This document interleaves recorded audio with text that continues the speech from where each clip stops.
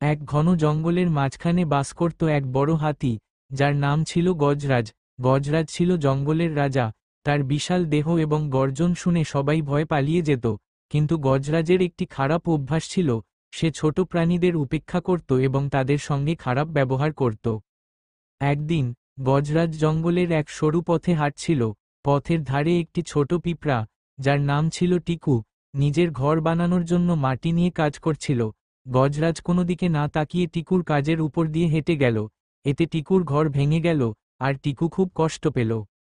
টিকু সাহস করে গজরাজকে বলল, গজরাজদা, আপনি এত বড়, কিন্তু ছোটদের প্রতি আপনার কোনো যত্ন নেই, আপনি আমার ঘর ভেঙে দিলেন। গজরাজ হেসে বলল, তোমার ঘর? তুমি এত ছোট যে তোমার কথা শোনার সময় আমার নেই। টিকু তাতে রাগ না করে ভাবল, গজরাজকে শেখাতে হবে যে ছোটরাও অনেক শক্তিশালী হতে পারে। পরের দিন গজরাজ জঙ্গলের এক পুকুরে গোসল করতে গেল। সে পানিতে খেলায় মগ্ন ছিল। এমন সময় টিকু একটি ফন্দি আঁটল। সে গজরাজের লম্বা সুরে ঢুকে খুব জোরে কামড় দিল। গজরাজ ব্যথায় চিৎকার করে উঠল এবং এদিক ওদিক দৌড়াতে লাগল। শেষমেশ গজরাজ চিৎকার করে বলল, কে কে আমাকে কামড়াচ্ছে? প্লিজ থামো।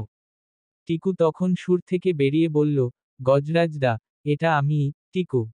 আমি তোমাকে বোঝাতে চেয়েছি, ছোটদেরও অবহেলা করো না।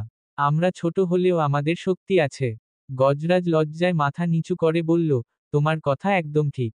আমি আর কখনো ছোটদের অবহেলা করব না, বরং সবাইকে সম্মান করব। এই ঘটনার পর থেকে গজরাজ ও টিকু ভালো বন্ধু হয়ে গেল। গজরাজ টিকুর কাজে সাহায্য করত, আর টিকু গজরাজকে উপদেশ দিত। এভাবেই জঙ্গল জুড়ে এক অসম বন্ধুত্বের গল্প ছড়িয়ে পড়ল। সবাই শিখল, বন্ধু হওয়ার জন্য বড় বা ছোট হওয়া লাগে না, মনটাই আসল।